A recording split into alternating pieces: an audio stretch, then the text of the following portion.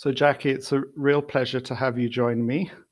For those who are interested, I'm in Switzerland and Jackie is in Boston. And it turns out Jackie was introduced to me by a mutual classmate of ours from business school. So, Jackie's class of 93.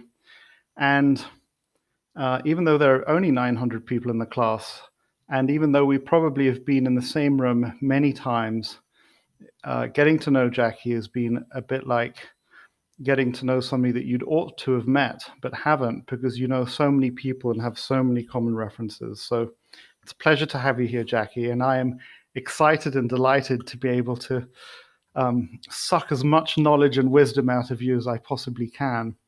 And so I guess where I'd like to start is after you give yourself the chance to say hello in any way, shape, or form you choose, is imagine that I'm with a good friend of mine who was at Columbia Business School, and I've just introduced you and I've gone to the toilet, and now you have to sort of say hello to them and tell them who you are. And I know you've done it many times, but welcome, Jackie. How would you do it? Wow. Well, thanks, Guy. And I have to say, I feel a little bit like I'm in a cold call here back in business school. But I guess since we both made it through and we seem to have gone on and done pretty well, I suppose I'll respond the way I would have responded to a cold call. It's a pleasure to be here. Real quick about me, graduated from Harvard, as you said, gosh, over 25 years ago. And in the last 25 years, I have been fortunate to wear many hats. Professionally, I've been a general manager and C suite executive with a lot of experience launching, scaling, and growing businesses from really startup up through multiple $1 billion. And it's really been across a range of industries, financial services, consumer, and most recently, I left big corporate America to focus on investing in startups and I guess in a way, sort of paying it forward, if you will, to the next generation of innovative companies. And because the last 10 years of my career, I'd say as a leader, you really couldn't be a successful leader if you didn't know how to create and execute a digital transformation strategy, because everything has been disrupted by all of the acceleration in digital platforms and the adoption of mobility. And so knowing that, that really fueled my focus on digital identity, which I'm sure we can get into a little bit more later. But I'd be remiss if I didn't mention, aside from this professional hat, I am a mother, I'm a wife, and I actually am also someone who spends a lot of time mentoring and truly trying to impart knowledge, both the successes and I'd say the pitfalls, the learnings, to fortunately for me, for my network. And it's both people who are colleagues, I'd say similar age, and it's also people who are quite a bit younger. So that's me. Yeah, thank you so much. And you've kind of highlighted where we're going to go with this conversation. And so we're going to get in the second half, we're going to dive into all the things that I don't know about digital identity and angel and startup investing that Jackie knows so much about. But where I'm going to dive into is why. So your first job was at Staples, and as I've learned, you worked with Staples from $500 million in sales to $15 billion in sales, and you worked very, very closely with the founder. I never knew that. I would have loved to have interviewed you or asked you many questions as that was happening, because for a global audience, Staples was the first example that I know of a category killer. So they were the Best Buy of the office world. And it was a new concept at the time. And I'm sure that you can explain more. So I'm curious to know how you ended up going to work for Staples, how you ended up being such an important part of 500 million to 15 billion, which, by the way, in today's terms, that sounds like nothing, because I know that we have startup companies that go from naught to 10 100 billion and more, at least in market cap, but it's very unusual at the time. Tell us how, why, give us the story. Sure. Well, you're absolutely right, Guy. Growth isn't even the right adjective. We actually used to say we were living in a hyper growth company. So it was in between the first and second year of business school, much like you, I was thinking about what I wanted to do over the summer. And previous to business school, I had been in investment banking and I really loved it, but I wanted to try something different. I wanted to see what it was like to be in an operating environment as opposed to structuring the deals for operating companies. So I was very fortunate. There was an opportunity that came late in the first year, right before summer began, to work for the founder and CEO, Tom Stemberg, who also happens to be a very well known Harvard alum. He went to Harvard undergrad, Harvard Business School. And so he was actually quite interested in getting an HBS student to work for him that summer.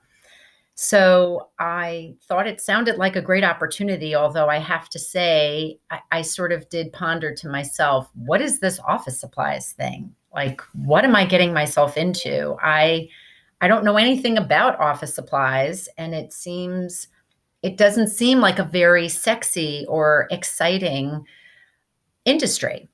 And I have to say, it was really that summer experience was the furthest from that initial idea I had. And I followed up on it. I ended up working there. And what was so amazing about it was at the time, it was, as I said, they had just gone public previously and were, about 500 million in revenue and really a one-line business. And I was invited in to work on our first 5-year plan. Tom said, well, we've gone public and now we need to have a 5-year plan for how we're going to grow this business. And Jackie, I want you to work on this. And at the time, I don't know if you remember this guy, but Bain Capital had just started to invest in startup businesses. And Staples was actually one of the very first companies that probably their first venture fund invested in. And I was very, very fortunate because Mitt Romney was on our board, and Mitt Romney took an incredible interest in this 5-year plan that we were creating. And I have to say, that summer was an incredibly formative experience for me because, on the one hand, I was very young, and I'm not sure I realized at the time the depth of experience I was sort of getting. We met weekly. I worked with a team from Bain because Bain Capital wanted to make sure we put together a really fabulous plan.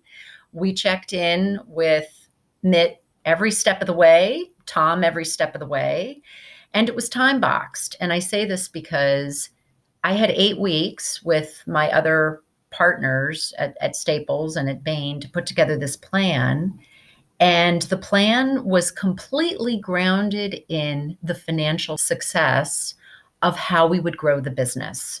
So I had a very sophisticated model that I ran in conjunction with the different strategic levers we would sort of model out. And the plan that we ultimately picked was the one that optimized earnings per share. And it was all done by the end of the summer and then presented to the board. And what was so exciting when I went back to Harvard in the fall was that, and certainly I stayed in touch with everyone because it was an incredible experience and I ended up joining after business school. But what was so incredible was the plan got approved. And as time went on, we actually beat every single metric that was laid out in that plan.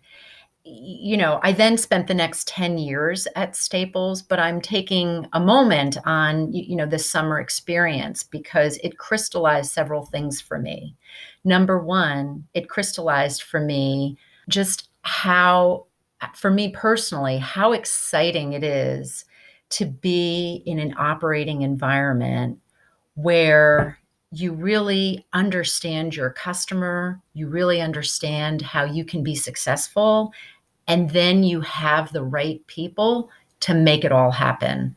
They did that. Like I was there when we had earnings releases and calls with Wall Street. And it was so fun to be in an environment where we beat consensus on everything. So I learned that I was an operator at heart, I guess, is what I'm saying. That's number one. Number two, what I thought was unsexy as a business model actually became fascinating because the dynamics of the market were perfect for the business model Staples had created, Mm. meaning it was a huge fragmented market. There was a huge opportunity to consolidate and to, as you aptly called it, create a category killer in this particular industry.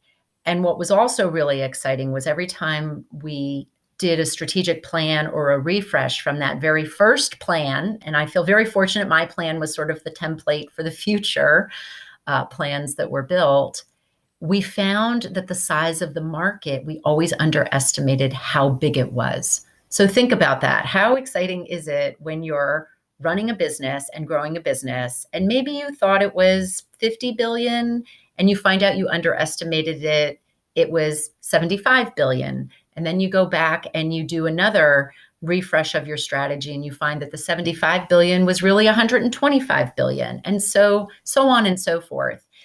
And so that was really, I think, I was very fortunate. I had an insider's view into, as I sort of said, these key underpinnings of what makes both a successful industry and a successful market, but more importantly, a successful team. Tom Stemberg, and then later others on the team, Ron Sargent, and there were many others who were both leaders, CEO, but also really mentors to me.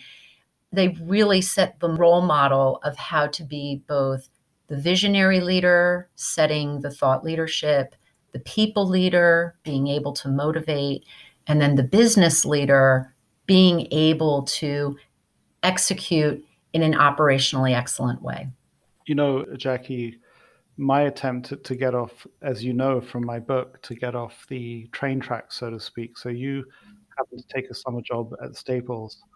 I actually, the summer of between year one and year two, I went and learned Spanish, which at the time I didn't realize it, but that was going to help me with my relationship with my wife.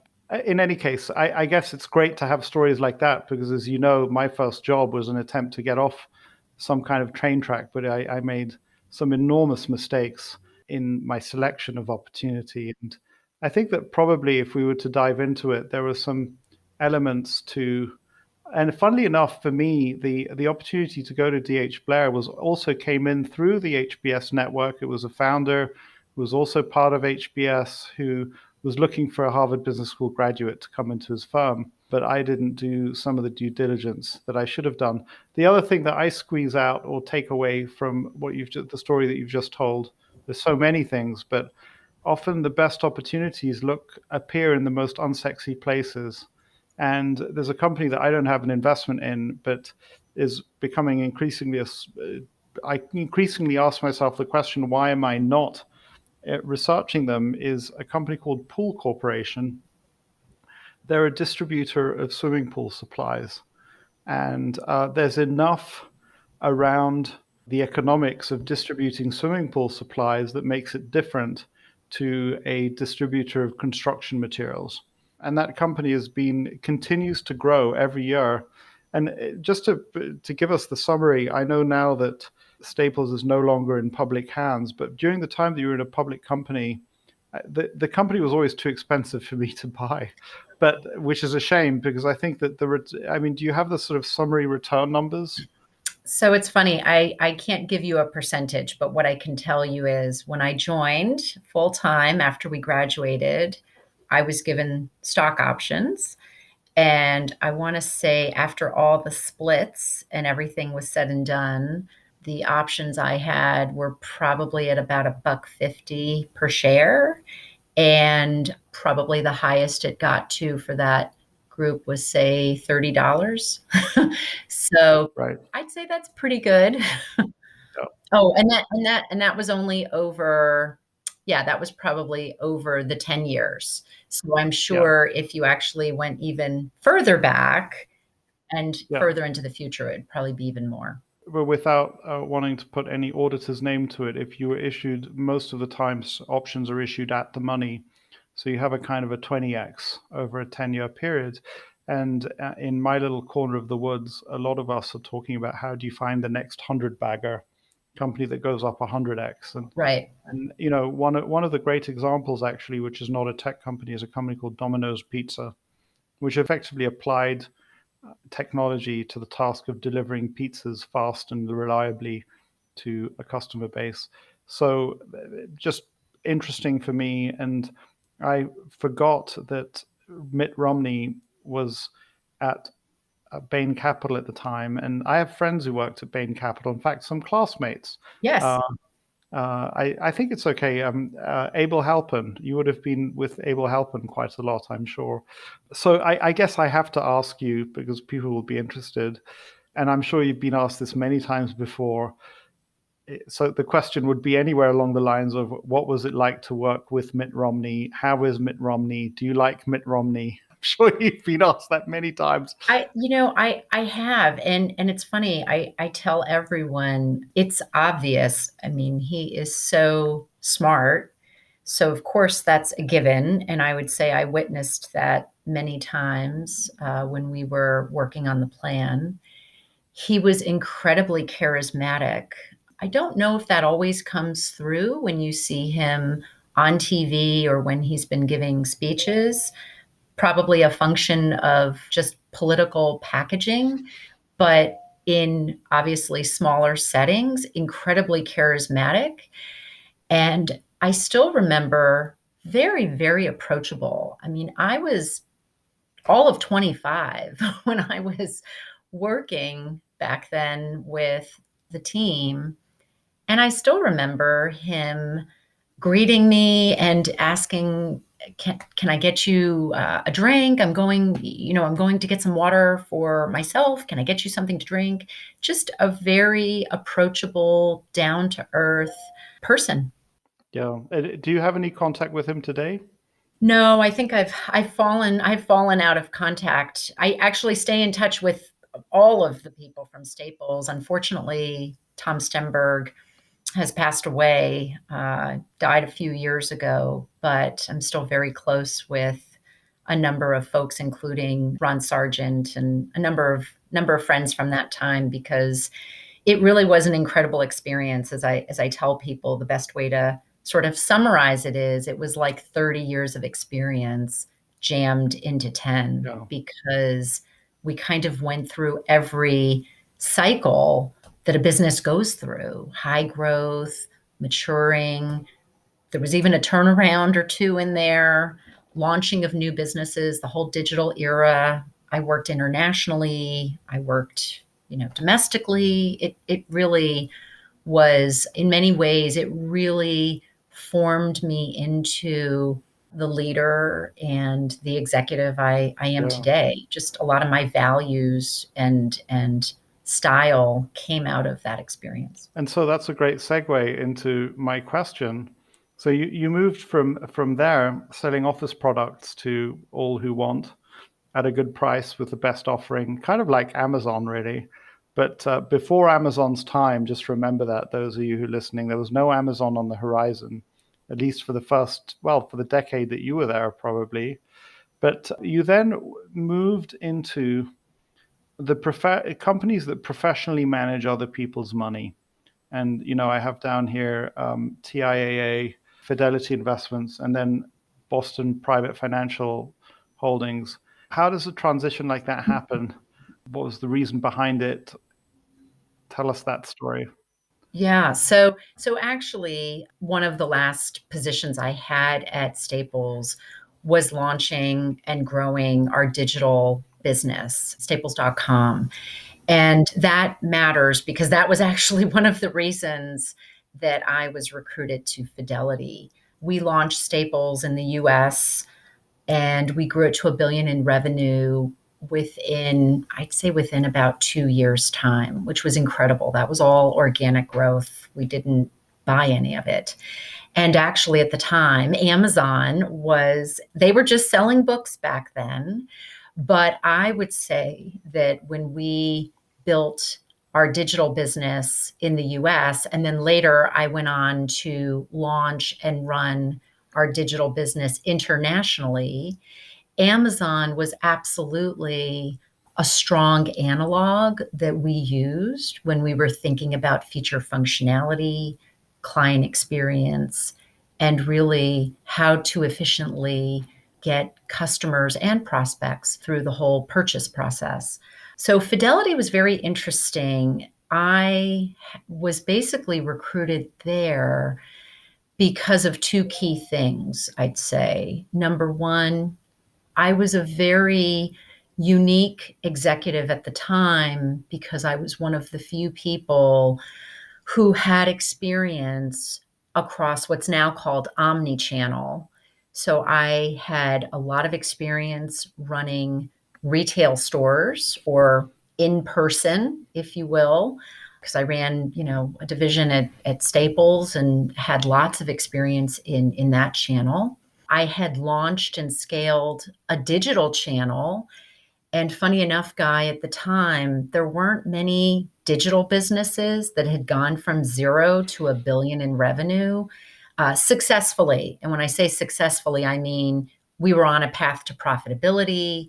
We were, getting repeat purchases. It wasn't a flash in the pan. I'm sure you remember some of the flashes in the pan back in the early 2000s. So a combination of the digital expertise, the in-person expertise, and then I had also built and run the operations for our catalog division, so over the phone, when I was at Staples. And so those three things were very attractive to them because Fidelity, very similar to a Staples or any other consumer-facing business, had a phone channel, had a web business, and had in-person. And so the other thing that I had was I had worked in investment banking previously. So I was very familiar with financial services. And so for me, the attraction was, here's an opportunity to put together my retail experience with my financial services experience, because I was invited to join Fidelity's retail financial services division, personal investments. And of course, as you know, having spent time in Boston, and not just Boston, I mean, internationally, Fidelity is an incredible brand, a company that I would say is very much on the forefront of what happens within financial services and frankly, also within technology. So I was excited to join to put those two skill sets together, if you will, but also to be surrounded by super smart, accomplished people that I could learn from. So one of the reasons why people work in financial services, you're around a lot of super smart people. And my very limited experience with operational businesses is you have to be around people whose abilities are not necessarily intellectual. They're in managing large groups of people or managing sales organization or being good salespeople. So was any part of it the desire to get back to just having to deal with smart people or people who are intellectually smart, put it that way? I think that if I think of myself, the reason why I gravitated towards a world of finance is that I feel like I get to execution is as simple as picking up the phone or calling in an order to buy or sell, which is about all I can handle. Executing in the real world is far more difficult. Perhaps it was a kind of the ability to retreat back from having to worry about whether a store opens with all of its inventory intact and whether you don't have a strike from some union that wants to, was that part of it? Not exactly, because when I think about it, again, I was very lucky. When I think back about all the different people I've worked with and the different organizations, truly some of the very smartest people I ever worked with were actually at Staples. Yeah. But I would say Fidelity for sure, on average, the entire population was just really sharp and just at a different level. No, it was actually much simpler than that. As I mentioned, I'm an operator at heart. I love to execute. I love to build things. I love to put the pieces together, figure out how to put the pieces together, problem solve, and then figure out how to make it happen, whether that means growth, whether that means driving scale, whether that means driving profitability. I sort of thrive on that. I'm very passionate about that. And Fidelity was an incredible place to do that. I'd say probably more of what drove me was, I love to learn. I'm incredibly curious. Fidelity really was a place when I got there. They had incredible tools, incredible amounts of data and information on their businesses and their target customers. And imagine if you're someone who likes to ask questions and likes to problem solve, being able to access all of that and then figuring out how to put it together in the very best way, coming up with insights from all of this information, that was just so invigorating for me. And, it's funny because I joined Fidelity in the early 2000s, 2003, 2004, when big data didn't even exist. However, I would say we were answering questions and using data in a big data way to be really, really smart and forward thinking about how to grow the business and how to develop products and solutions that the data indicated customers would want, but they might not even articulate that they wanted it because it was sort of only visible once you sort of put all the pieces together. Many of us will have had interaction with either Charles Schwab or Fidelity or TD Ameritrade or Merrill Lynch or some other retirement funds firm. How has that business changed since you joined it, 2000, well, early 2000s to now? What have you seen happen?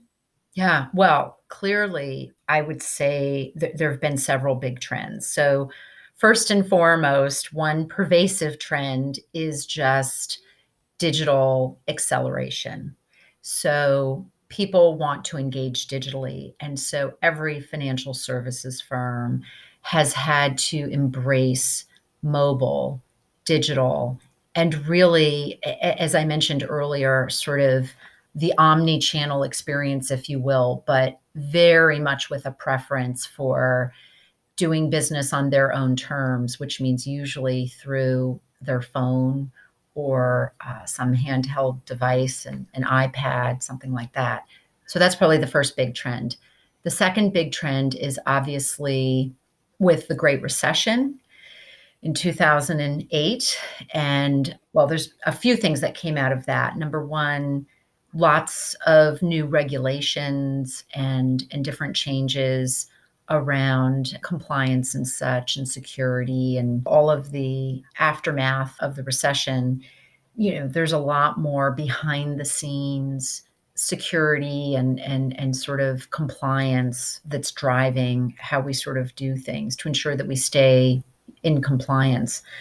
But I'd also say the other big thing that's happened with technology is the democratization of investing. We've sort of seen that, right? With trades going to zero and the rise of, and I'd say not even just investing, but even the challenger banks, if you will, right? We have a rise of challenger banks like Chime, and I could name so many.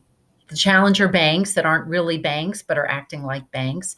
And then, of course, I'd say brokerage, non traditional brokerage and investing firms, which would be Robinhood. And then, of course, robo investing and digital investing. And then, of course, at the same time, you have the rise of passive investing versus active. And so I guess if you step back and think about it, technology has changed to make things much more cost effective and open and easy to implement. You have changes in preferences from the consumers. You have changes, like I said, with the active and passive on the product side. You have changes with regulations. It's a whole different ballgame, really.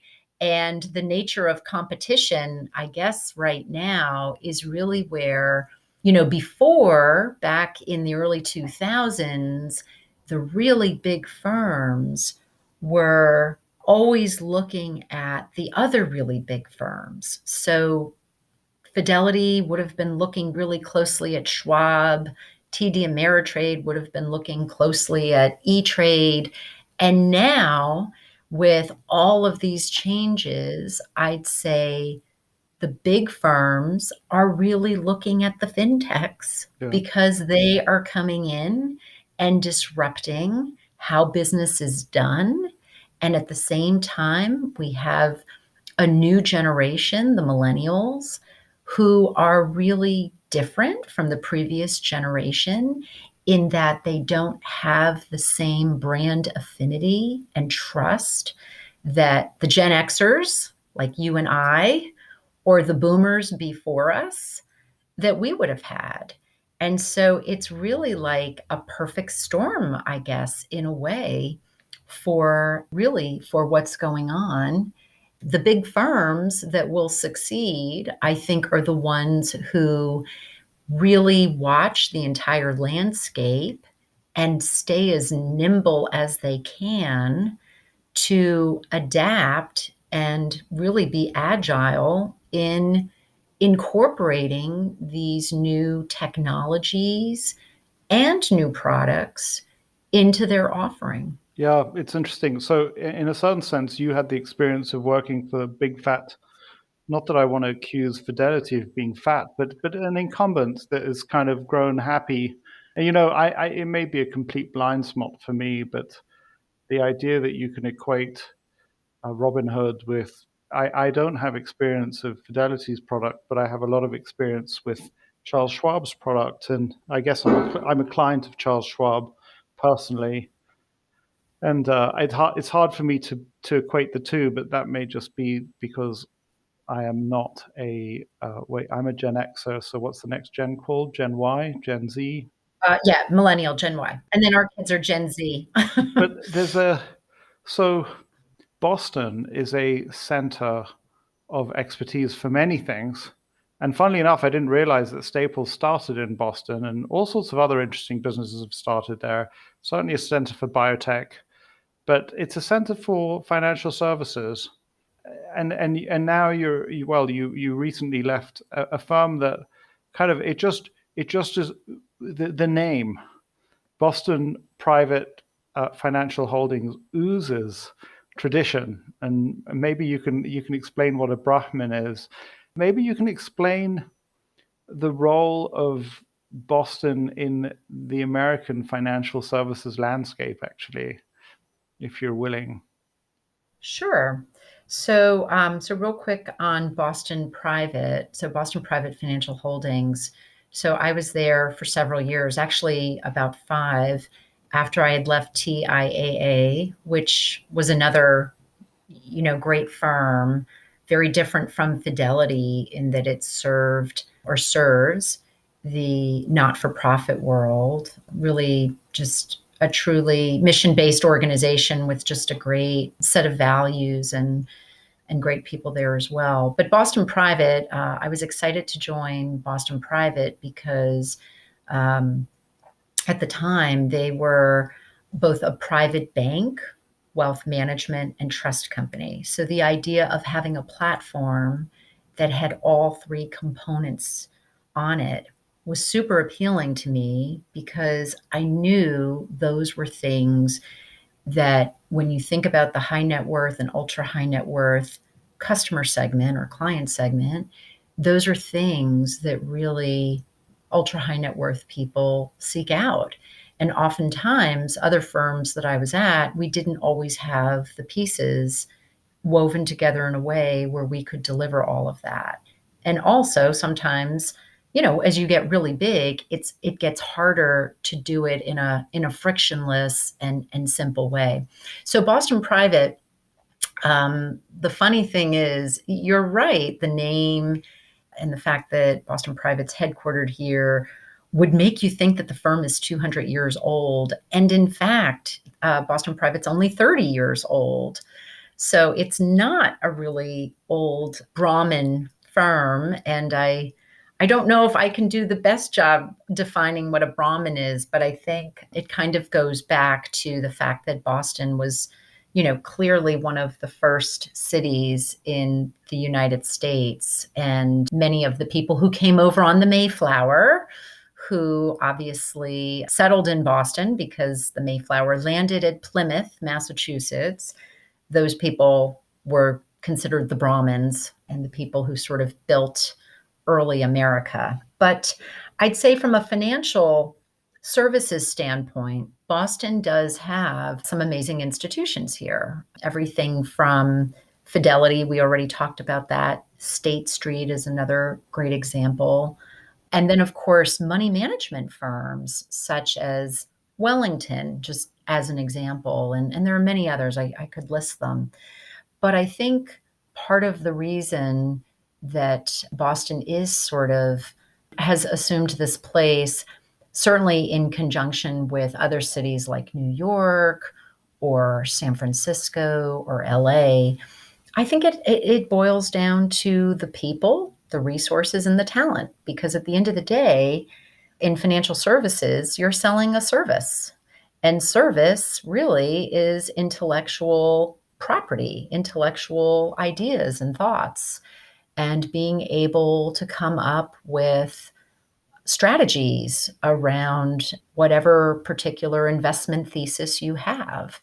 And so I don't think it's a surprise. We're fortunate we have some of the very smartest, best minds in the world living here at some of the institutions. And when I say institutions, I don't just mean the universities, I also mean the hospitals and everything that sort of surrounds that. And I think it's a magnet for talent, just as places like London and New York and other cities are.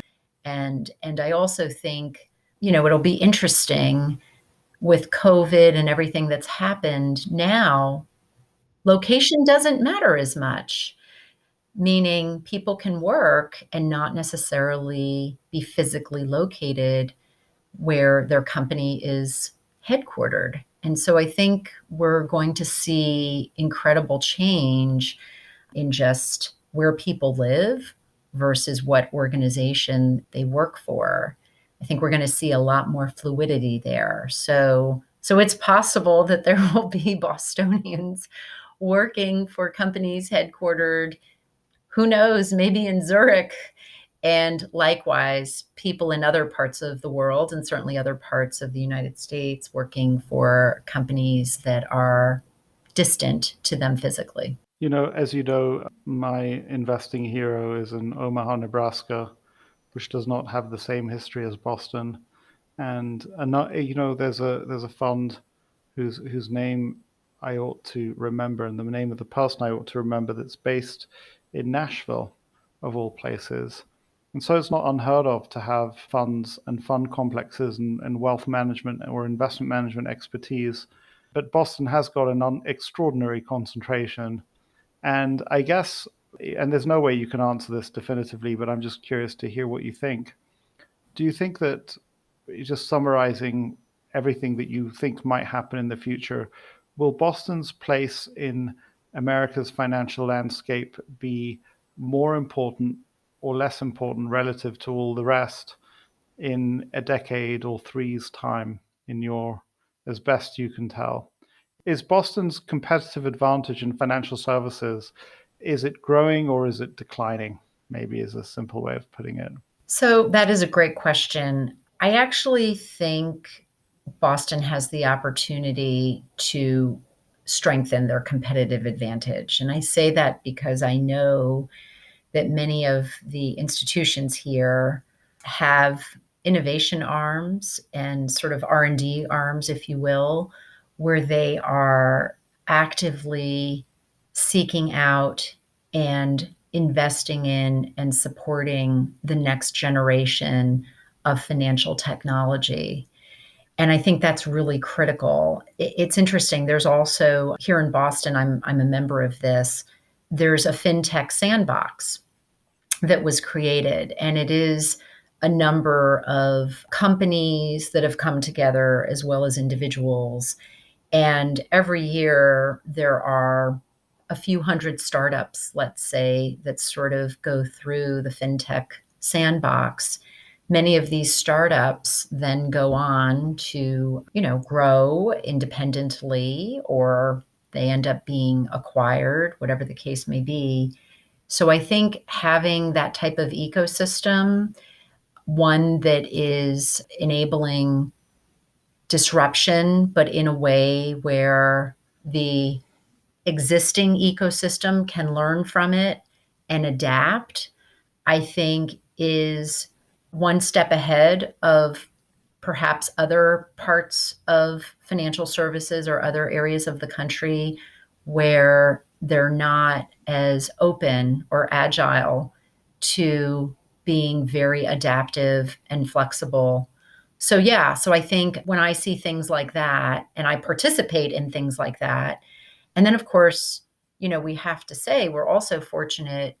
Boston has a huge venture community, certainly along the same lines as I'd say, when you think about venture, Boston, San Francisco, New York, those are sort of the really big locations for venture. And I think because there is a big community of venture, just as an aside from financial services, there's a big community that certainly attracts innovative thinking, and it enables the spreading of the ideas, right? Sort of the collaboration and the flow of ideas amongst the ecosystem as well. So, for all of those reasons, I think those particular tenets working all together, I think bode very well. Now, all of that said, it's very hard to say how the future will turn out because, frankly, the way technology is going, I think there are disruptors out there to how financial services will work in the future that don't look anything like the types of businesses we have today. It's possible a huge company like a Walmart, and I'm sure you've read about this as well, it's very possible that a company like Walmart could have a whole financial division just to help the customers that they have with all of their investing and savings and lending needs. So I'll leave it at that. Before we started this conversation, I was talking to you about Zurich, and this is for those who are listening. I'm putting Jackie completely on the spot here. So Zurich has a population that is not dissimilar to Boston's. It used to be a center for wealth management, or is a center for wealth management, perhaps primarily based on the Swiss institution of banking secrecy, which has more or less disappeared. But just to refresh your awareness, Jackie, there are two very large financial institutions, UBS and Credit Suisse, each with balance sheets of at least $1 trillion or $1.5 trillion. So in the direction of Bank of America or Wells Fargo size. There's also two global insurance companies. One is Swiss Re, which Berkshire Hathaway used to have 3% of, and another one called Zurich Insurance. Swiss Re is one of the world's most important reinsurance companies and is perhaps second only to Berkshire Hathaway and the London reinsurance market. But without knowing a lot more about Switzerland or about Zurich, from the perspective of Boston, and I know you don't know a lot about Zurich, but I'm sure that some of the people listening to this will know a lot about Zurich and will be curious to hear what your advice is for Zurich as a financial center, a number two or one that competes with London, if you like. So if New York, Boston to New York New York is a secondary financial center to New York. Zurich is no doubt a secondary financial center to London, but also has other places like Paris and Frankfurt and Amsterdam. And this coming from somebody who's worked at the top management layers for a financial institution in Boston. What would you say to a policymaker or to a leader in one of those institutions? Well, I would say that I think if they've not already figured out how to create economic incentive for the next wave of startups, and not only startups, but economic incentive for innovation to happen within some of the larger companies you mentioned. Swiss Re, of course, I'm very familiar with who they are. That's really what has to happen. I'd say the local government, in conjunction with the bigger companies, and then of course working with any universities in the area. It's all about helping to create the ecosystem, bringing together all the different players so that information can be shared and they can collaborate. Because the truth is, if you stay within your own four walls and you don't collaborate, it will be very hard to stay current and also be strong enough to adapt to what's coming. By coming together, you can actually help create what the next chapter will be and do it in a way of there can still be competition, but it can be a little bit more cooperative, Yeah. and having some shared rules or shared best practices of how to do this. So I guess I'm of the belief, I feel being able to collaborate is very important. Not collaborating, in a way, almost puts you on a path to extinction, because the next wave of innovation, those companies are, smaller, flexible, they have less to lose. And many of them do collaborate with each other. Not, if they're not a direct competitor, you see many collaborate with each other. There are very big platforms where it's very easy to incorporate what once would have seemed to be very competitive products. It's very easy now to bring a whole offering of products. I guess what I'm trying to say is that if you really start with the customer, the consumer, and put the consumer at the center of what you're doing, you'll see that the type of competition you want to have is not the way company to company used to be. It's more about breaking down the barriers,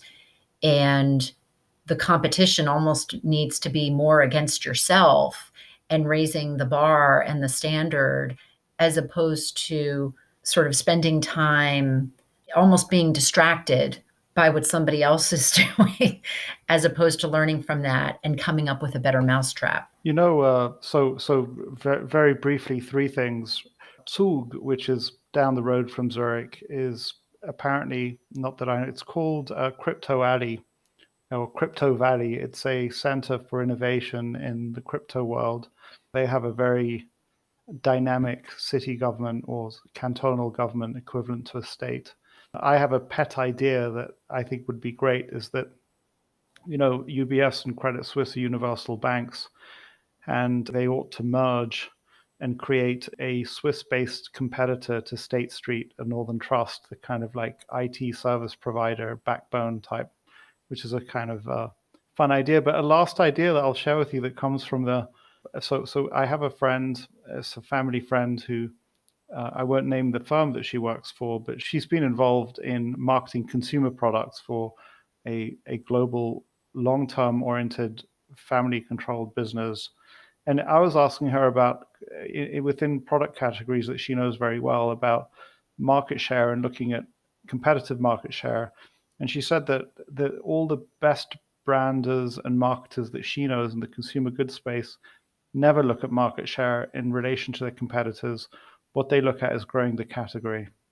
And it's almost like if you want to grow the long term competitiveness of your business, grow the category, don't worry about what your competitors are doing. And I heard a similar idea there, and you're nodding. So let the listener know that Jackie's nodding. You want to come back to me because I was going to move on to the next topic. Tell me. No, I'll just say very briefly, grow the category. You're absolutely right. That's, I think, the right way to think about it.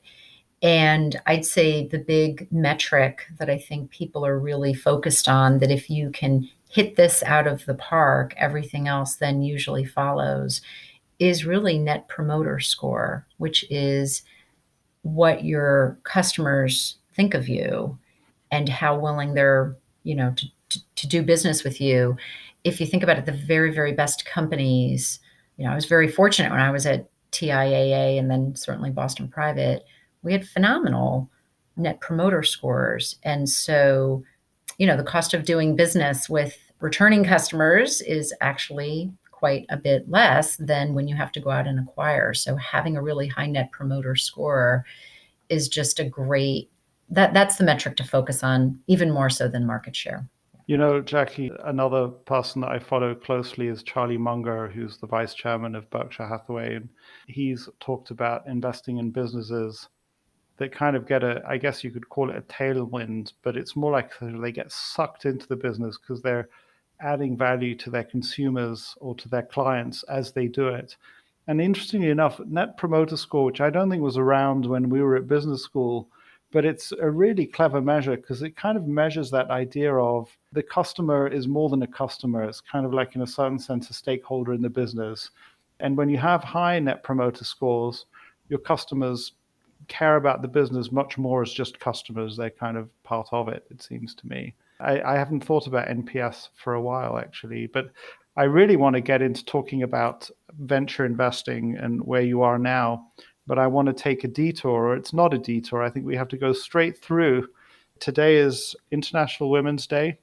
And so we have been talking to somebody who, at the same time as doing all of this, has been I call it in my family, chief family officer. And so CFO, another word for CFO, you're the mother of three children. You've been balancing those things. I have two daughters.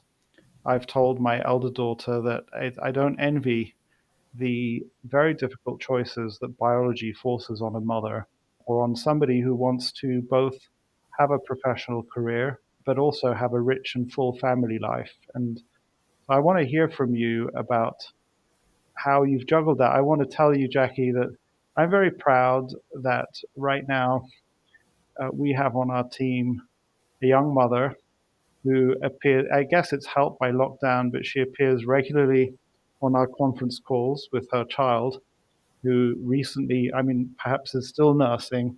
And I always have fun because I ask her child what her child thinks of the meeting. And I think her child, although I've not met the child in person, would know what I look like because she sees me on those meetings. But for my daughter, who's 16 years old, for any other woman listening, how did you make the decisions you made?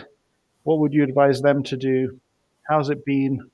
How can people like me from my side of the sexual divide do more to support people like you? We're in a better place than we've ever been, I think, but there's probably nowhere near enough. I have respect for it because I was lucky. Maybe it was instinctive, but my wife wasn't a career, but she chose to become a full-time mother. I think that that's a choice that every woman should be allowed to make.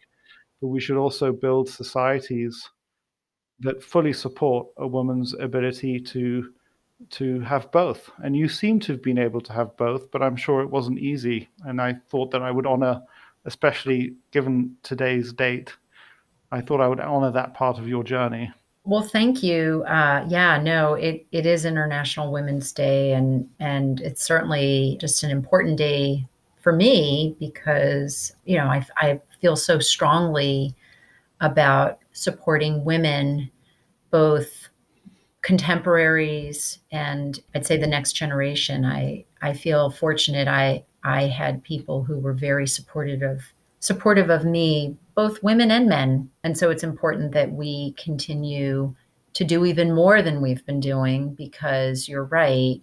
If you look at some of the measures and metrics out there, certainly the pay gaps And, the industry I'm now in, venture capital, we see all the time that the numbers around women who are in venture capital making decisions. It's funny, I looked at some numbers recently. It's like 13% of all venture capital decision makers are women. That's super small. And then the fact we know that funding is quite a bit less than men when women founders go in front of venture capitalists to get funding. It's not only that they often get probably about half of what men get, but also a smaller percentage of them even get funded. But to your point, I would say for me, I've been very fortunate. My husband has been an incredible life partner with me for the last 23 years that we've been married, and certainly the time before that. And as everyone sort of knows, life and marriage, all of it's a marathon. And I feel, professionally and personally, you just go through different phases. I've been very fortunate when I've been, trying to balance things. That's the other thing. There really is everybody talks about work life balance. I don't really subscribe to that, meaning there's not really any magical exercise out there that will get you to the balance part. To me, it's all about integrating both or all of it, whatever are those things in your life that you have to balance or you have to integrate, and then figuring out what's right for you at the time that you're in. So there were times in my life where it was all about work. And I was fortunate because I had a husband and I had other family members, my support system, that enabled me to be able to give that 150% focus there. And then there were other times in my life where work was probably not as much of a focus and family was a focus. And I had to devote time there. So it was all about how you integrated and having the right support system and the right sort of partners, right? In my case, my partner was my husband, but other people have other kinds of partners or other kind of support. My two children, I think it's been great for them to see role models on both sides. And what I mean by that is my husband does, oh my goodness, more than 50% of everything around our lives from a personal standpoint. And they see that. And it's a great thing for them to see because they see him as a role model in that regard. And for me, they see me as a role model in terms of what I've done professionally, but also they see a lot of the mentoring that I do and the work I do with some of the organizations I'm involved with that are focused on empowering women as leaders, empowering women to be just very capable and prepared, whether it's in business or whatever their pursuits are. They sort of see all of that. And I think it just sets a really great example for them that in the future, as they grow and as they become adults, that you have to be flexible and you have to be respecting both genders, however they want to, whatever they want to pursue. They've been fortunate in that they've had both of our role models in that regard. One thing that I would just share with you is that, so the one thought that comes to mind is the famous one from, life is like a box of chocolates. You don't know what you're going to get. And I think of, funnily enough, so I've attended all of the Berkshire Hathaway, most of them, maybe one that I haven't attended in the last 20 years. Warren and Charlie talking about Berkshire Hathaway's relationship to Ajit Jain. And they were asked the question, well, who would fill Ajit Jain's shoes if he wasn't around? And their answer was that if Ajit Jain wasn't around, the job would be different. So the job was created around his unique talents and abilities. And it seems what I'm hearing from you is that the partner that you have, and your husband is also HBS class of 93. It's just that he's another 90. one. He was ahead of us. Oh, forgive me. Okay, so I have an excuse for not having met him. But a part of it is that you have to build your life around the partner that you've got, and having a partner who's willing to support. And I think I can make it's a confession really that the person that I was graduating business school would have had a far harder time in a dual career family, and I've been educated by life since. And so I think that I might have been more able to structure my life around another person who wanted to have a professional working life. But you in a certain way, your career success is, in a very real sense, part owned by your husband because he supported that. In the same way that every single man who has a wife who works in the home, his career success is very significantly owned by the person who supports all of that. And so, actually, what I take away from that is there's no grand answers. It's just it's working through each individual circumstances with the individual set of desires and skills, and that changes through the marriage as well. There are different points, and actually, so just let the listener know that Jackie's nodding, but of course you can't see that. I can see that because she's on a screen. I can see the video, but that's a great, because what you told me when we spoke last was that it's a segue into what you're doing now. It was your ability to do what you're doing now came as you explain why this opportunity was ripe for you now in a way that it might not have been before. No, that's absolutely right. So, going off and starting a venture capital firm, focusing on digital identity, sort of leaving, corporate America and, my big job at the time at Boston Private was really all about the timing. The timing was right for me. And just in a nutshell, the last 20, 25 years, I have been working in these big companies and doing different things. My husband's been a serial entrepreneur. And along the way, we had our two children.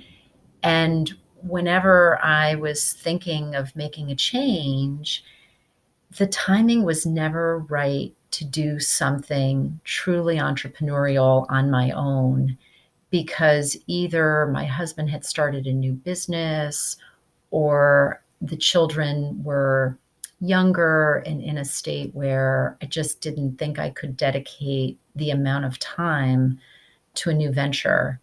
And so, the old saying, timing is everything, is exactly what was at play with me when I made this decision.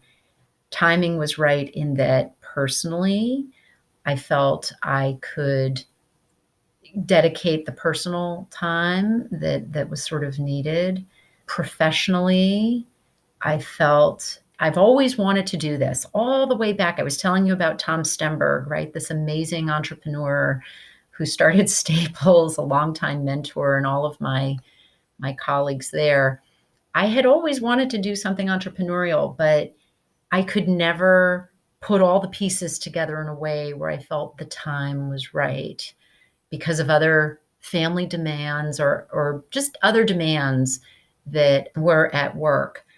And so now the time was right. And I also thought if I didn't do it now, would I do it 10 years from now? Probably not. And additionally, the focus on digital identity, which we talked earlier about how the last 10 to 15 years, everything has been about digital transformation. And at the crux of digital transformation is really digital identity, how data gets captured, shared, and stored to enable transactions and interactions to happen. And if anything, that's only accelerated since COVID happened.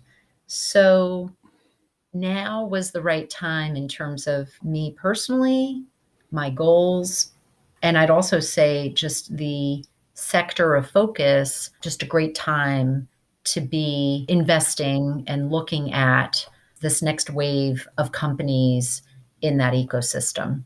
What comes up for me as you say those things, Jackie, is that Jeff Bezos talks about making decisions from a place of regret minimization. If I don't do this now, will I regret not having done it now in the future? And I think if I look to my life, there was a point at which I knew that not to get married would have been a source of enormous regret for me. Not to get married and have children. And I had huge misgivings about both those things, but I knew that I would regret it more. I took a business, an approach to marketing for my investment business in which I felt like I was at a fork in the road and I could either take approach A or approach B. And I knew that I had to choose. And to take approach B, I ended up choosing approach A. And I knew that I would rather be on that road, wondering what would have happened if I'd have taken the other road. What I hear from you is, first of all, at the time previously, the idea that you wouldn't have been present enough, let's say, for your children and family, meant that you had to rule that out. But the regrets would have been greater to wonder how you would have been, say, as a mother, as a family person. But at this point, if I don't do this now, I'm going to regret. I can't guarantee, the results, but I have to do this now, which I just think is just this interesting.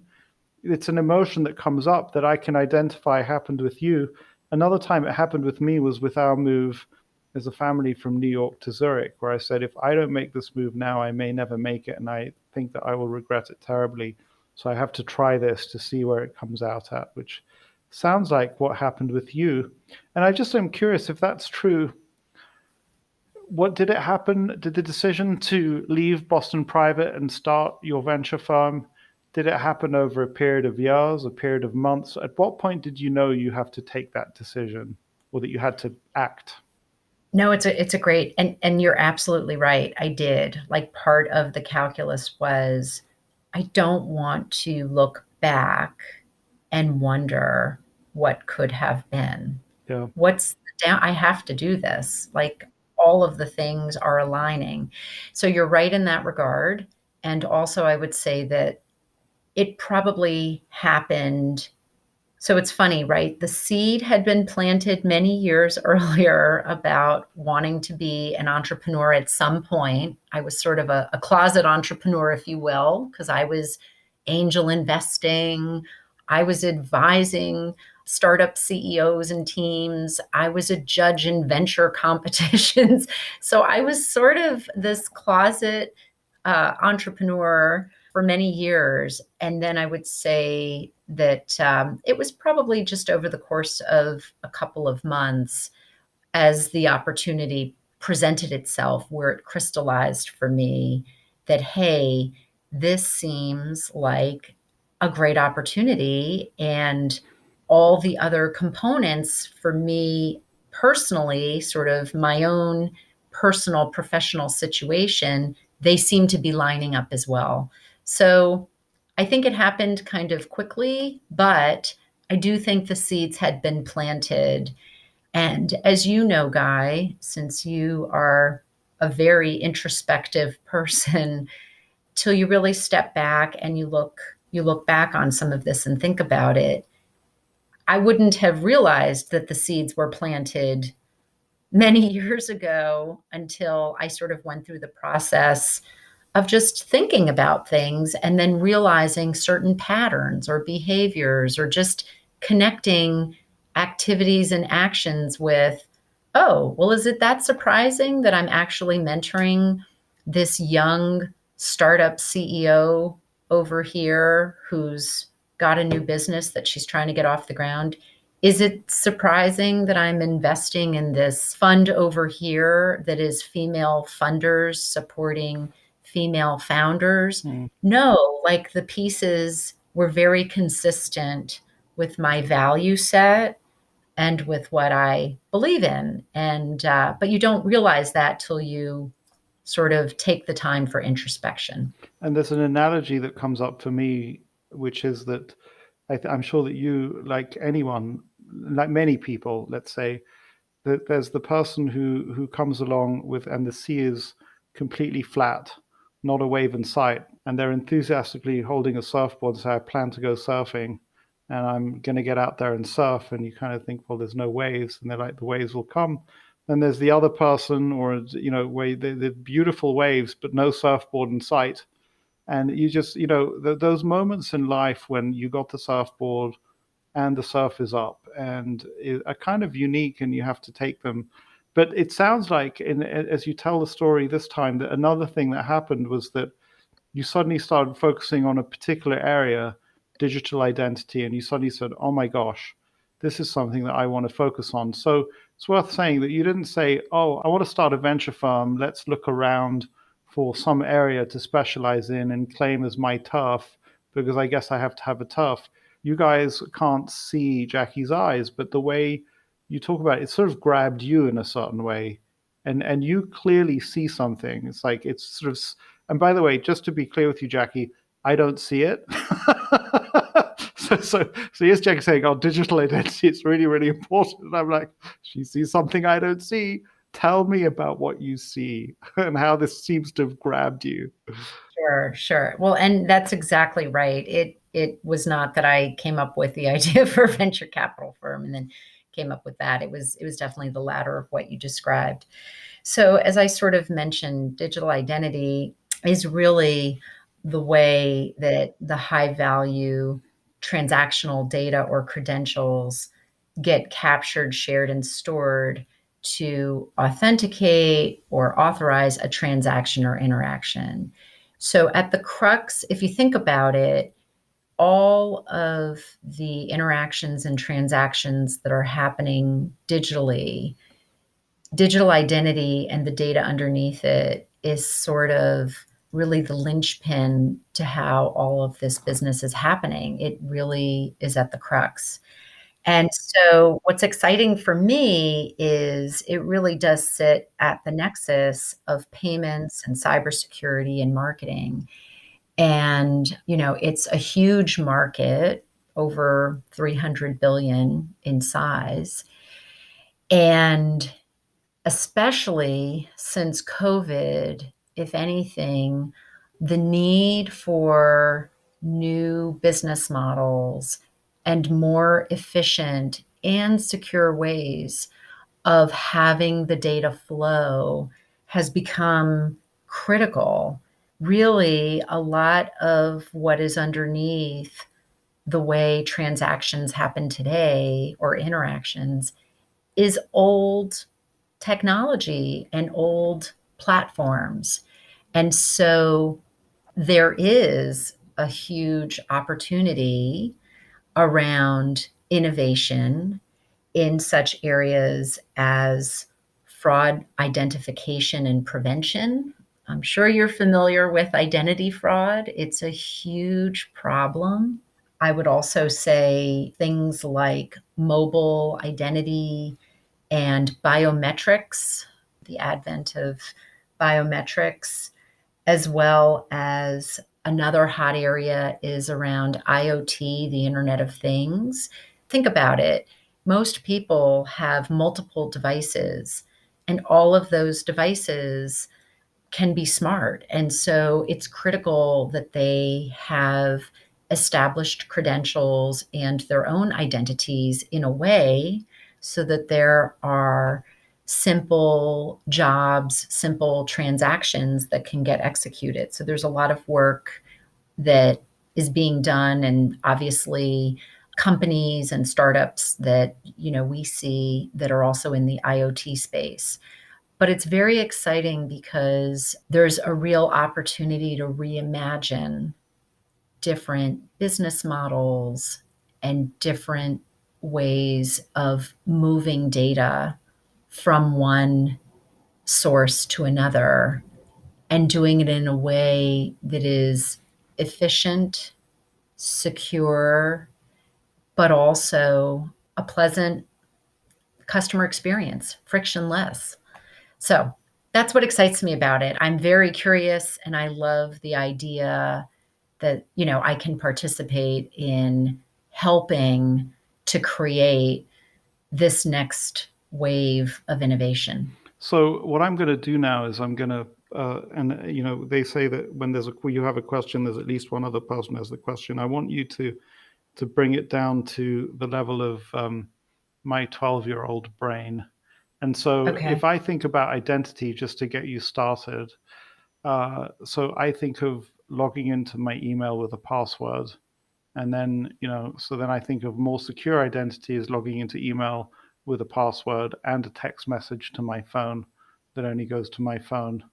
And then I think of password managers. And then what I imagine is that even if so, the password manager that I use is LastPass, but I would imagine as a business, and I do pay some subscription to them, it sits very uncomfortably in between giants in that it's a space in terms of authenticating a user to a subscription app and a store of data. You have behemoths like Google and Microsoft who want to own that space. And so obviously if you're investing in startup businesses, they have to have some way of being able to do what Microsoft and Google are unable to do. So there's just a little bit of a slice of my mind to give you a sense of the how what I understand. So can you now sort of make a bridge between that and kind of the world that you're living in? Yeah.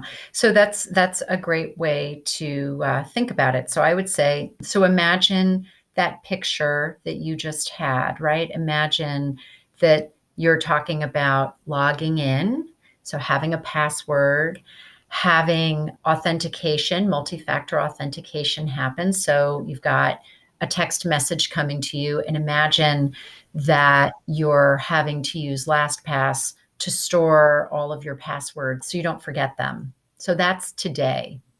Now imagine a future. So think of that, what that might look like, all the complexity there, for lack of a better term. Now imagine the future where, let's just talk about biometrics for a minute. Imagine the future where maybe you sit down in front of your screen, and because your device is smart and there's technology that's figured out a way to capture your unique retina in your eye, your thumbprint, and maybe even your voice, all three of those together, you don't need a password, and you can log in and you can be taken directly to whatever area of the company that you're logging into, whatever area of that business that you want to work with. And there's no password, so you don't need LastPass. There's no multi-factor authentication coming through your cell phone, because it's already been determined that because we've had three different biometric authentications done, that you are who you say you are. And guess what? It all happens in less than a nanosecond versus what it took you before to do all of that. And oh, by the way, you're in control of all of those credentials. You might say, you know what? I don't want to do business with that company anymore. So I'm going to take my biometric credentials and I'm not going to enable them to be shared with that particular site. And I'm just going to hold them here, and I'll decide if I want to sign up to do business with a different site. I'm going to make that decision. And oh, by the way, I don't want them sending me emails or any other kind of communications to me. So I've made it clear that I'm not doing business with them, and I'm controlling how the interactions happen. That's another very big element here, is consumers' privacy and consumers taking control of their data. And I know you know from living in Europe, there are many laws there, as well as here in the US, around privacy and consumers having control over their information. So that's what I would say. Maybe Yeah. that's a good example to kind of bring it to life. Yeah, but it's worth saying that so now a company approaches you and they have they have a technology that is not in the hands of Google, Apple, Facebook, and there's some huge steps that they have to overcome in order to, because a company like the three that I mentioned, they could incorporate that technology into their product. And if they have the intellectual property to do so, they probably are already doing it in various ways. And they have a financial incentive to do it for free for the client. And so in your case, it's not enough for the technology to work and for a foreseeable, you have to be able to see how they can create defensible moat Mhm. on that business. Well, I guess it's true that there are some very smart people who solve problems, and then often those whole teams get acquired by, and they get acquired as much for their brains as for anything that they've put onto paper. And so, just out of curiosity, the businesses that you have mentored, the businesses that you are either have invested in or looking to invest in through the fund that you're now managing, how many of them have, sort of scalable business models, and how many of them are actually sort of a team that will eventually get sold, if you like? Yeah. So it's a great question. I think you've probably seen very recently there have been a lot of acquisitions going on within not just within digital identity, but really across a lot of different industries. I'll just give one example. Like very recently, Equifax, who is a big service provider in Consumer credit ratings. yeah, in the digital identity space, they just acquired a company, Count. And so that's a great example of, well, that's more than an hiring of just the talent because they were so much bigger. That was obviously buying the technology and the team. I would say that, as we look at different companies and just from what I've been seeing, a lot of bigger companies, it's very hard for them to innovate internally. It's very, very hard for them to come up with new ideas for a variety of reasons. One, oftentimes there's a lot of bureaucracy. Two, it's very hard, even some of the most open environments have very much of a this is the way we've always done it, not invented here. I don't want to think about it. I don't want to, we don't want to go down that path. I mean, to your point, it's so funny. I was reading an article over the weekend, Blockbuster Video, which could have bought Netflix many times over, didn't. Why didn't they? They were number one and they could have done it and they didn't. And now, right? There's no Blockbuster. And here we see Netflix is Uh, huge. So my point is the companies that I see in this space, I think they really are the catalysts for change. They're coming up with the new business models, the new cybersecurity tools, the new way to encrypt and seamlessly move data in a way that is both efficient and compliant and effective. I'm sure there will be big companies that do some innovation on their own, but in a market that's a $350 billion size, the nice thing is there's room for everyone.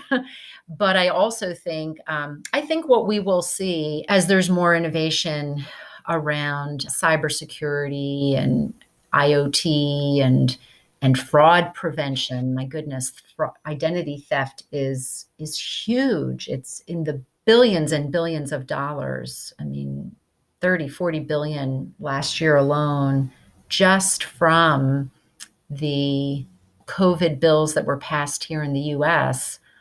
I think the statistic I had read was 35 billion just from those bills in fraud and identity theft hmm. because of, bad actors perpetrating other people or stealing their credentials to be able to get their unemployment benefits or their relief checks, etc. So I think we're going to continue to see a lot of innovation. I think it's very early in the whole journey here.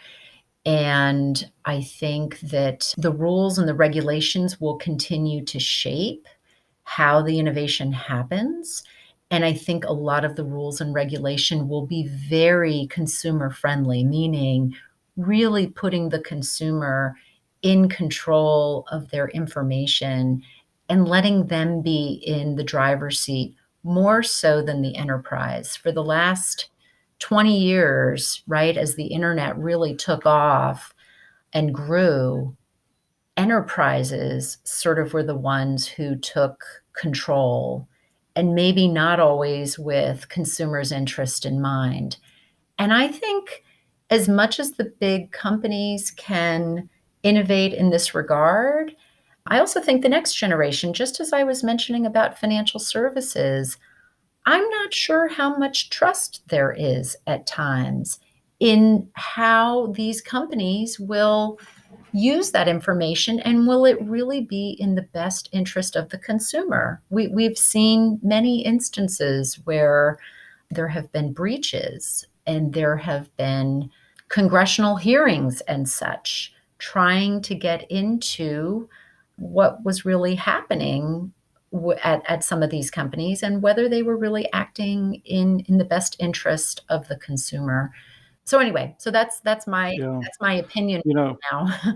it's interesting that apparently a few years ago, Google dropped the idea, part of their motto was "Don't be evil," and they dropped it because they realized it might be a hard thing to live up to. You brought up Netflix. I'm not bothered that Blockbuster didn't buy Netflix. I had the opportunity. I write about it in my annual letter this year.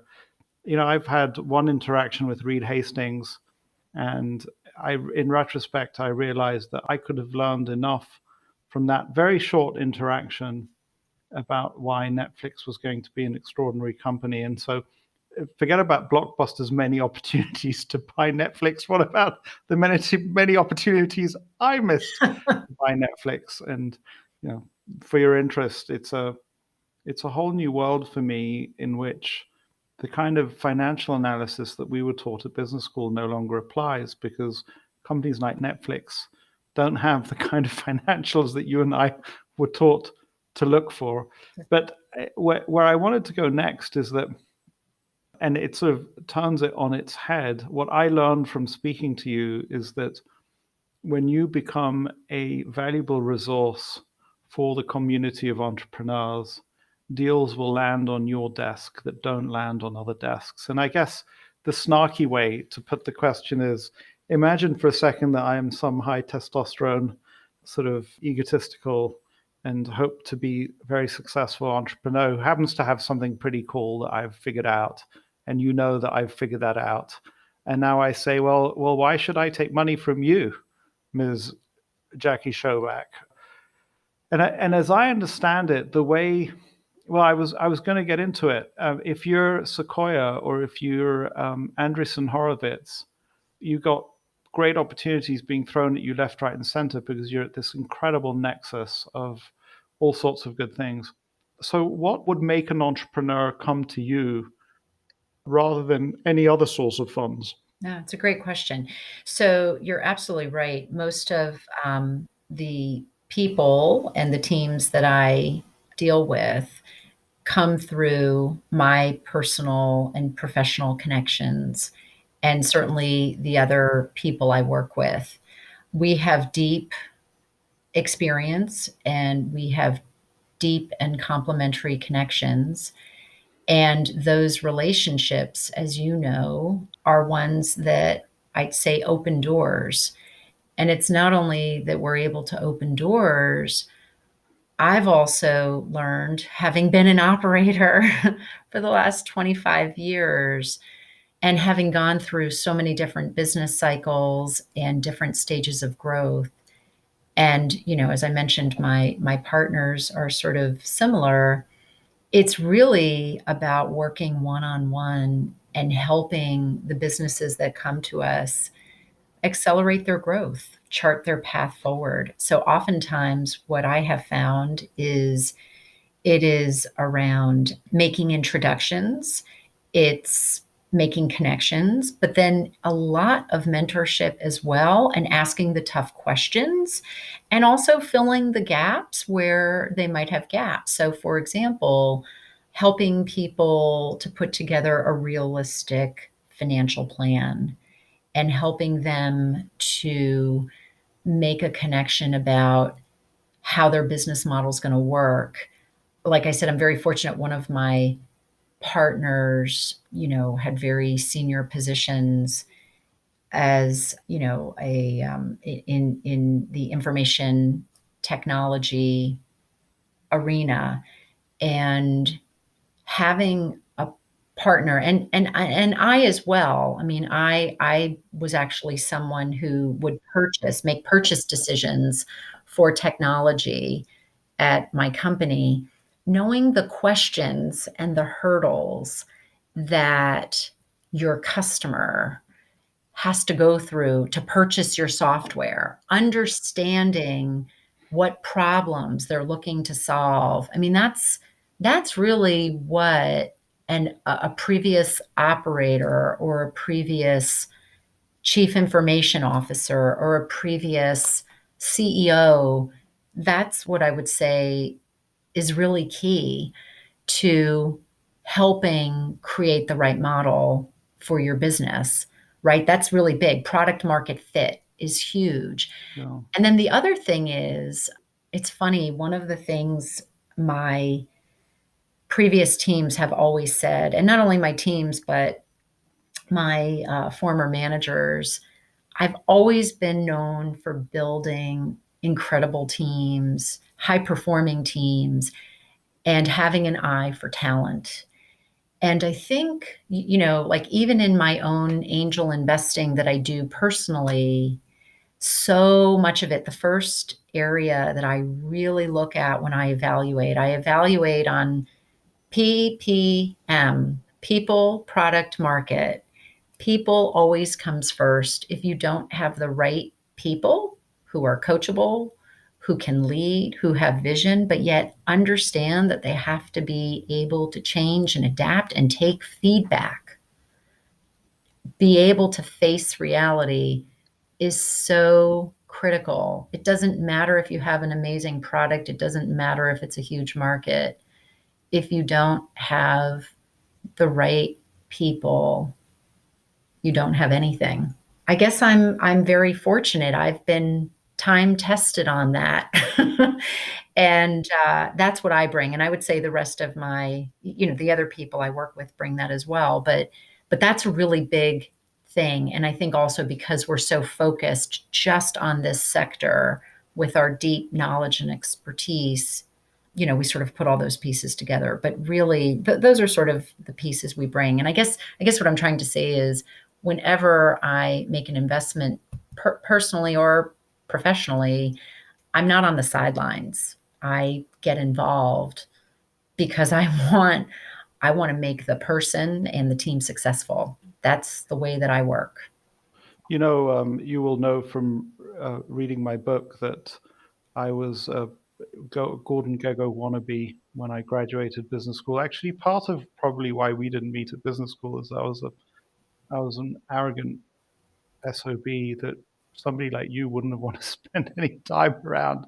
Thankfully, life has rubbed some of those rough edges away. But I think that I really didn't understand, and I think business has moved in that direction. I think that the popular image of a venture capitalist or of an angel investor who's somebody who, a master of the universe who sits in judgment in their ivory tower as entrepreneurs come and supplicate themselves. And it's actually the reality is very different. You are serving your entrepreneurs in a certain way. You're a combination of business coach, consultant, various other different roles, and you are at the service of your entrepreneurs for free. So they take your money, they give you come to an agreed valuation, and now you're working for them. There's this famous idea that if you owe the bank $10,000, you've got a problem. If you owe them 1 million, or then they have a problem. In a certain way, you've given them money, and now the success or failure is your problem. It's just a different way of seeing it, actually. And I can see, unfortunately for you, you see it that way, but so do all your extraordinarily capable competitors. If you'd seen it the way I saw it coming out of business school, you would certainly not succeed in the world that you've chosen to operate in. Yeah, I don't know if you want to comment on that. I'll tell you what I will comment on. So I have an angel investment that I did probably a year and a half ago. And that investment is in a company that is in the B2B digital identity space. And it's actually sort of in it's in the fraud prevention side, and it's for businesses, fraud prevention for businesses, because that's, you hear all the time what happens with individuals. Businesses is actually even worse, and it's even bigger, but you don't hear as much about it because a lot of the cost and expense ends up getting absorbed by the businesses as opposed to the individuals.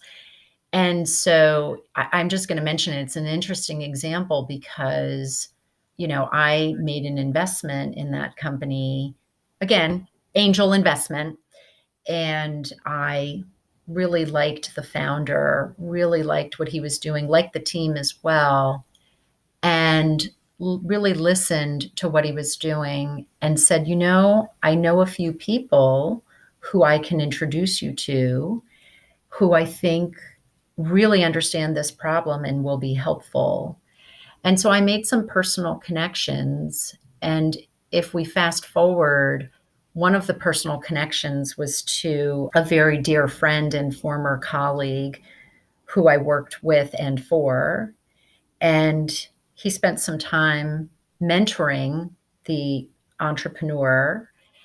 And the entrepreneur came back to me a year later and said, Jackie, I want to thank you. Working with him has transformed my business.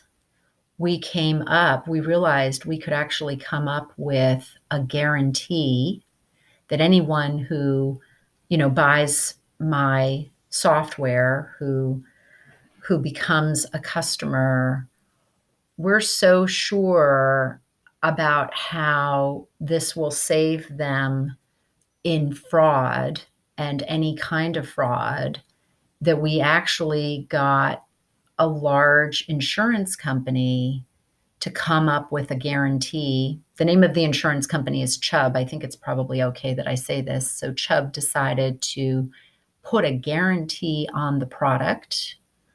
The company's Payment Works. I don't mind mentioning that. That's the company I invested in personally, personally.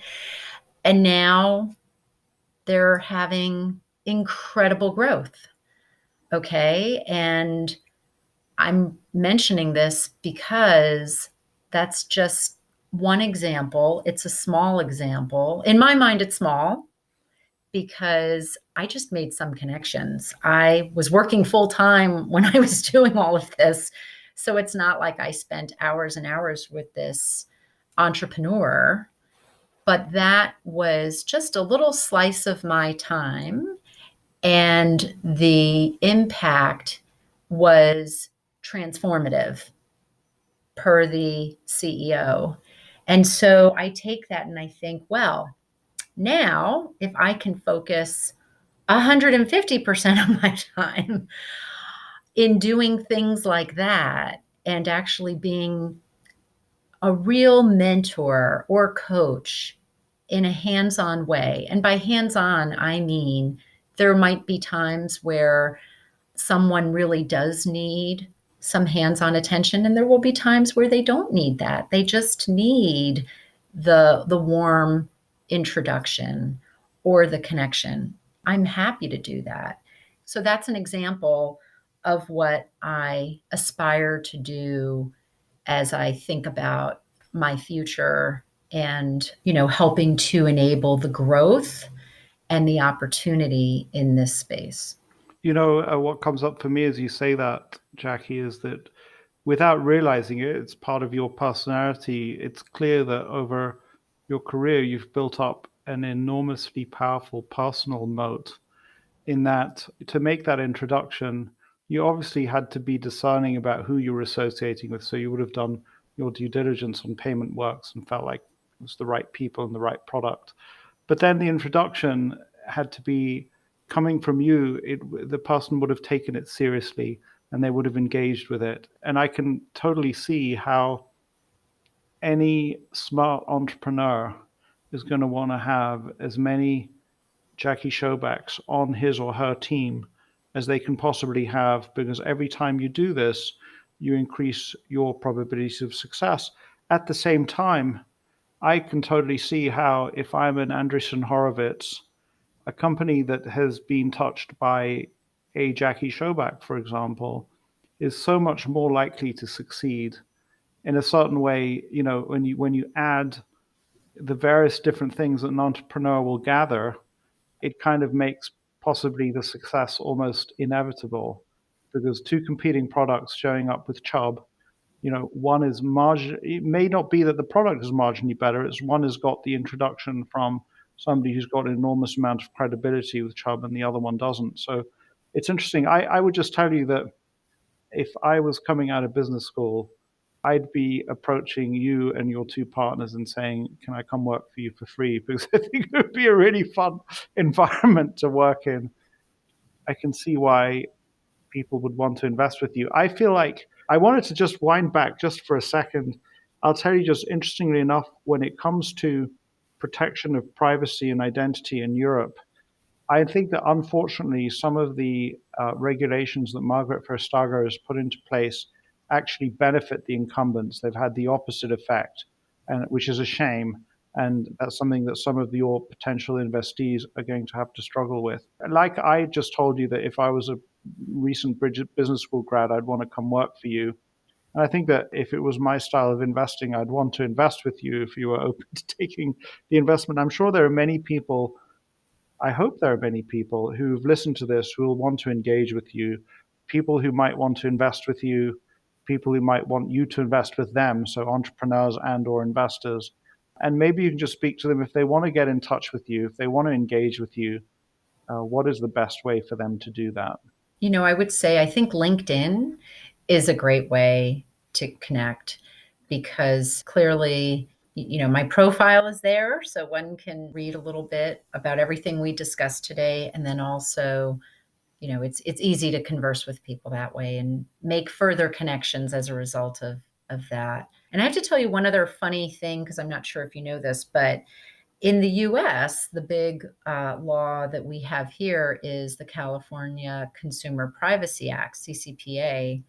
And not sure if you know this, but actually, our classmate, Alistair McTaggart, is the person who actually was the whole impetus behind that.